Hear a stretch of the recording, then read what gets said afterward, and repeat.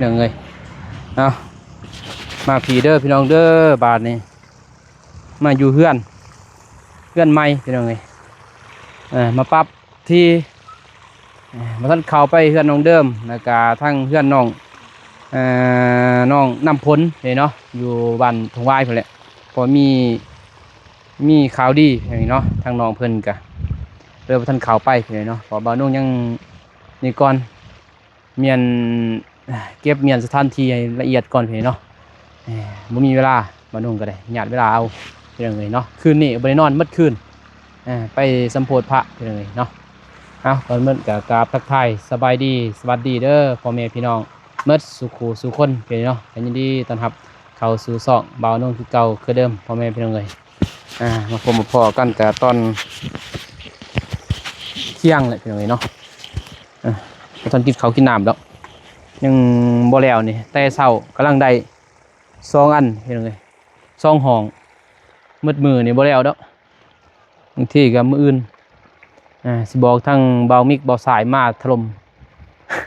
พี่น้องเนาะมาแล้วนี่จังว่าไปงานบ่แล้วนึงบ่ได้พี่น้องเนาะจับกองก็คือลูกสาวคนสวยเมื่อจูทุกคนพังเราลูกเขาต่างประเทศก็ขอสวัสดีสบายดีเด้อสู่ช่องพลังตาเด้อจะเบิ่งสุดเลยบ่ฮ้อนบ่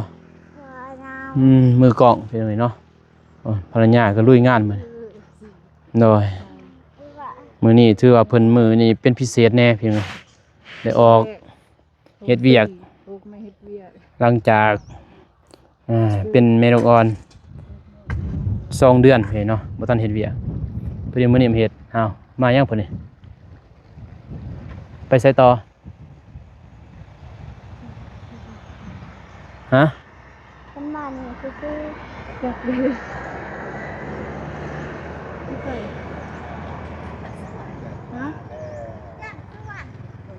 เบิ่งสวน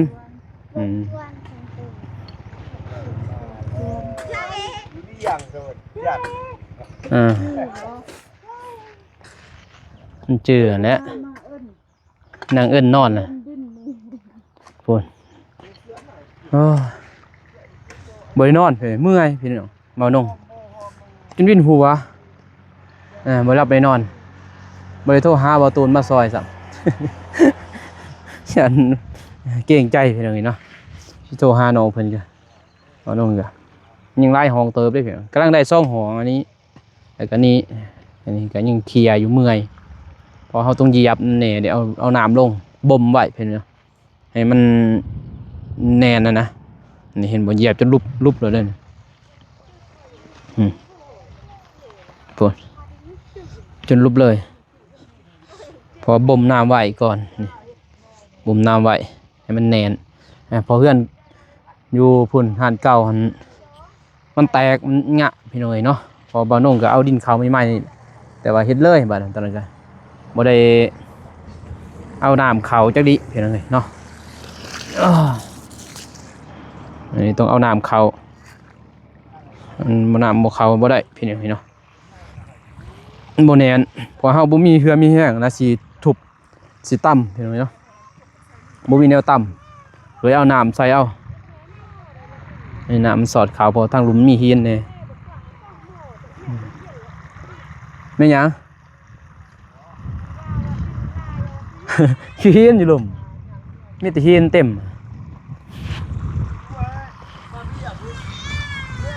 โคนเฮ้ยนี่ว่าให้เลย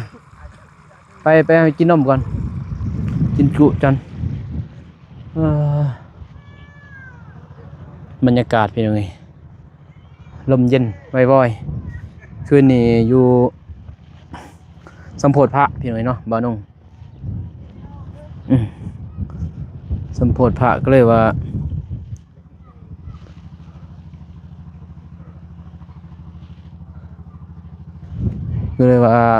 บ่ได้นอนมื้อคืน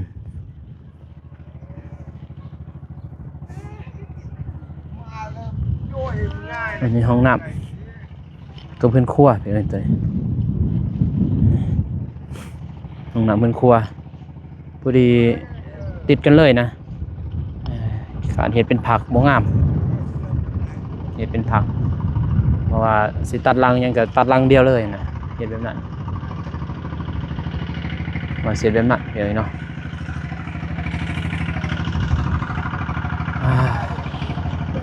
ลมแห้งเฮ็ดเวียกก่อนเป็นยังไงเนาะไปเป็นยังไงจมเตียงเขา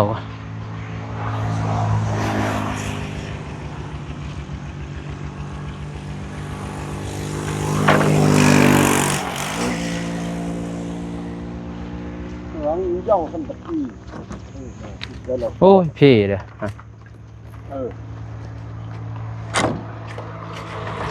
สามัญเมืองนั้นแจ้พุ่น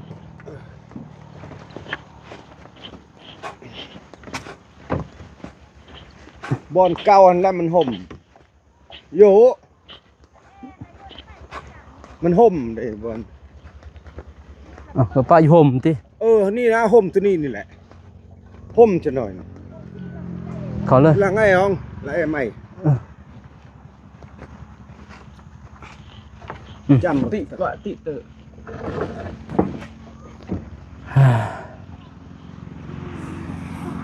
เหาะพี่น้องเอ้ยบาทนี่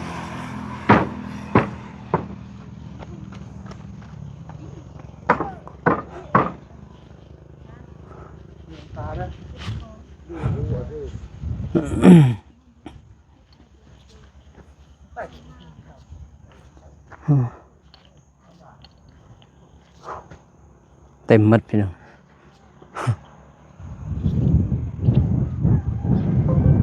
เฮ็ดเวียกเฮ็ดงานพี่น้องเอ้ยโอ้ให้ลูกสาวจับปอกมาต้องลุยต่อเคลียร์ออกก่อนเคลียร์อะไรมันยังลายอยู่นะเคลียร์มาเลยเคลียร์ไว้ใส่ขึ้นขั้ว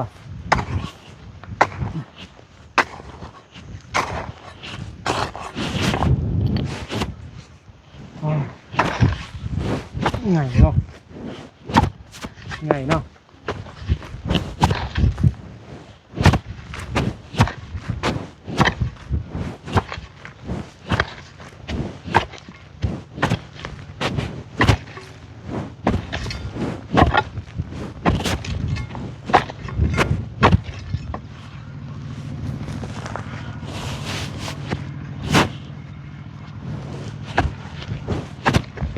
แยกอีกบ่ย้อนแซงบ่ทางนี้เต้บ่เรื่องมันย้อนแซงแซงอยู่บ่ได้มือกองอยู่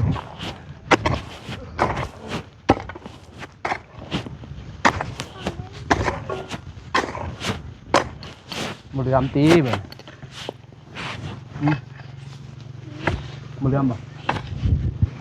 เอาเด้อพี่น้องเด้อมาซอยเบาน้องแม่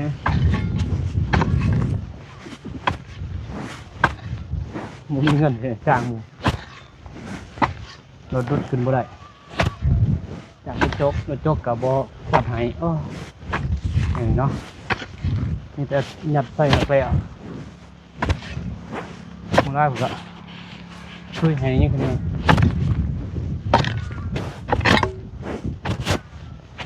เป็นบุตรช่วยให้จักดิเลย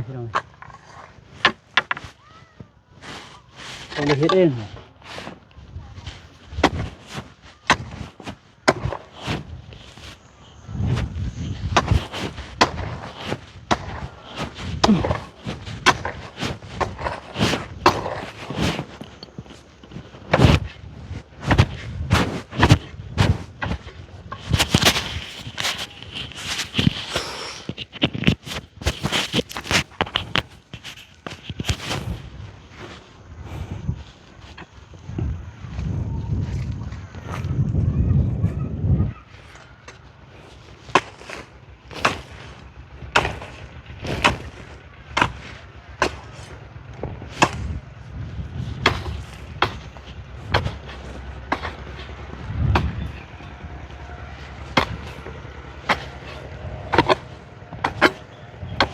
บ่มน้ำไว้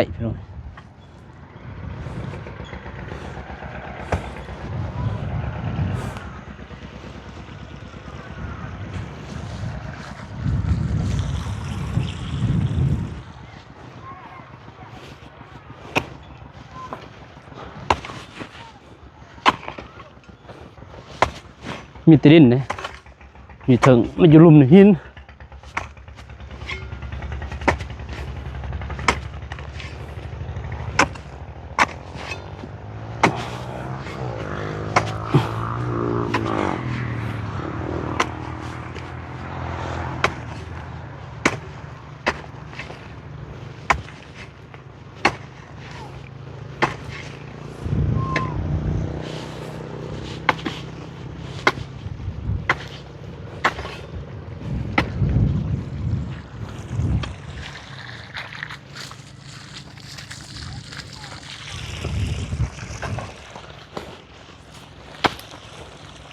ตัวนี้เต็มแล้วมันจะเคลียร์มานี่เลยนะ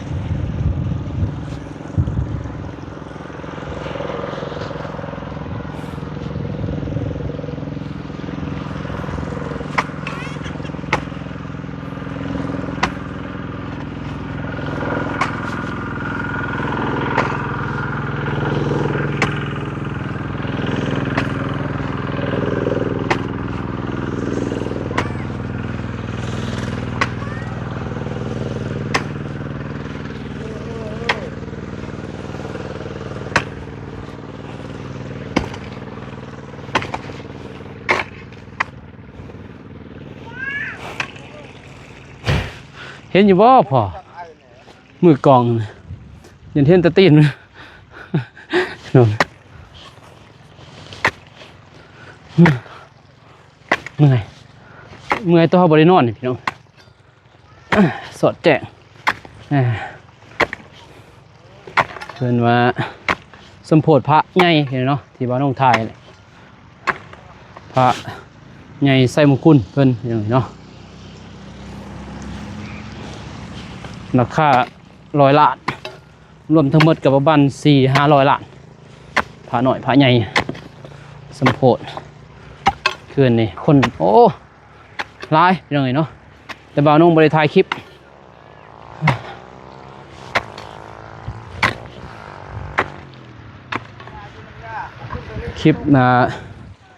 ทางสนุหน้าเพิ่นโอ้เซ็ตบาทหินใหญ่ไปหายา หินใหญ่นะ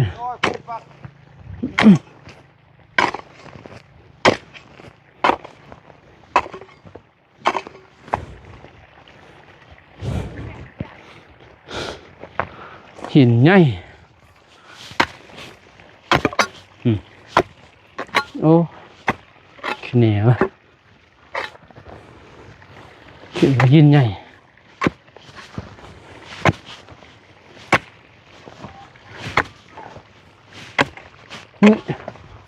หินใหญ่โอ้ดิจิบ่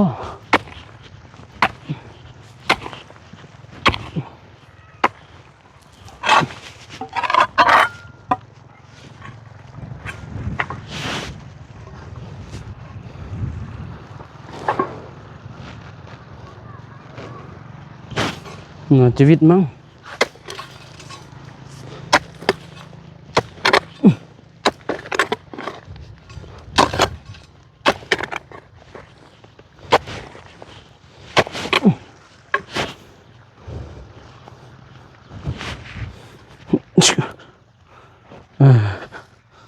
วิจู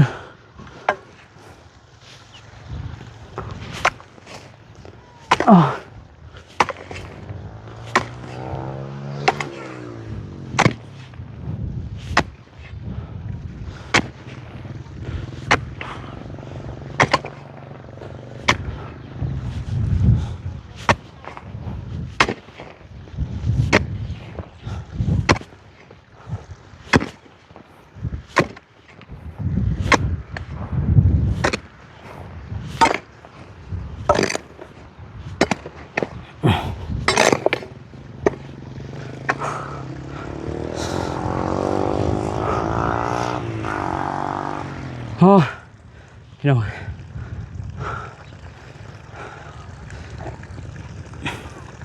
เมื่อย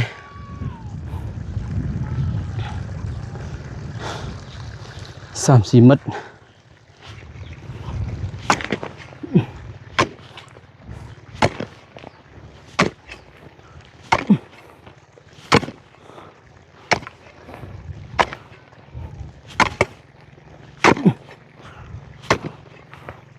มีเงินจ้างหมูก็เฮ็ดเองบ่ยากพี่น้อง14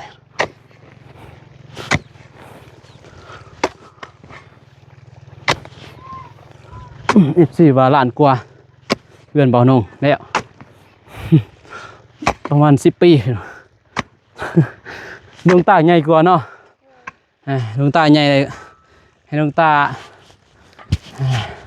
เฮ็ดต่ออีกเนาะพอเฮ็ดซ้ำนี่เด้คอยเฮ็ดเนาะเดี๋ยวบ่ได้อยู่มื้อนั้นฮะบ่ส่งกรุ๊ปเจ้าหูมาเดินบ่มาเดินเจ้าหูหืม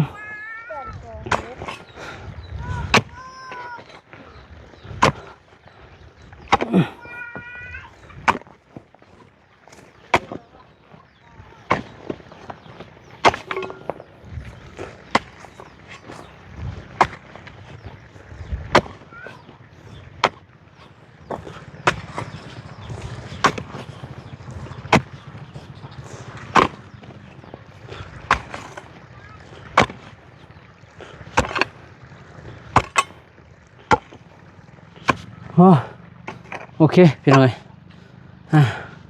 พักก่อนหิวน้ำเอาพี่น้องเอ้ยหมดแล้วกินข้าวกินน้ำก่อนพี่น้องเอ้ยเนาะผู้ดีเพียน1 โมง 2 โมงพี่น้องเนาะกินข้าวกินน้ำไปเด้อพี่น้องเด้อกินข้าวนำกันดวงตาเจ็บตีนกินข้าวตลก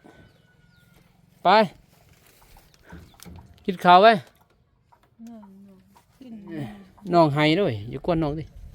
กินข้าวไว้รู้ไหมมามึงกินบ่สิลวกมีบ่ลวกมีได้ลูกเด้อกินแล้วกินตอนไหนอีกกินมื้อนี่ไปพี่น้องกินข้าวก่อนคือบ่ตั้งเพชรใส่ไปตั้งเพชรใส่ที่มันแสบร้อน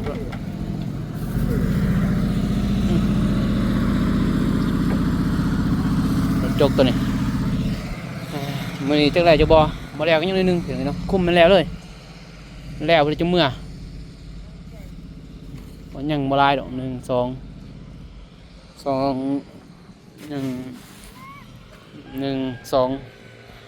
เองสิแล้วมันแล้วก่อนแล้วจึงเมื่อเป็นยังไงเนาะเปียงน้ำไว้บ่มน้ำมันไว้น้ำมันไหลพุ่น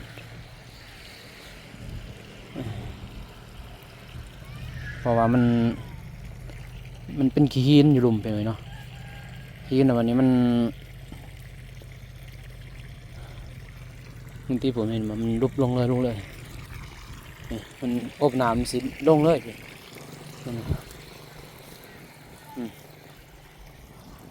มันสิลงมันเพราะว่ามันอมน้ำเลยเอาน้ำเขาเลยนี่มันเต็มเพียงไงเนาะโอเคพี่น้อยเนาะคลิปนี้มาลงกาสีจบคลิปเพียงก่อนพอไม่เพียงไงเนาะเฮ็ดงานอยู่บ้านใหม่ก่อนเพียงเนาะผลแล้วมื่นจังว่ากันใหม่เพียงเนาะถ้าบ่แล้วจังว่าเฮ็ดมาแล้วก่อนจังได้ไปเที่ยแดงสิมาเฮ็ดเพื่อนเบาตูนเพียงเนาะมื้ออื่นจังไปหาน้องเดิมนี่จักไรจักบ่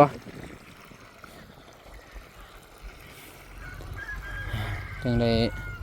อัปเดตพี่น้องเนาะโอเคพี่น้องเนาะคลิปนี้มาลงกาสีจบเพียงก่อนเด้อผมเป็นเพียงเด้อเนาะขอให้ FC ทุกท่านเพียงเนาะอยู่ดีมีแห้งเมื่อสุขสุขคนเด้อพี่น้องเด้อ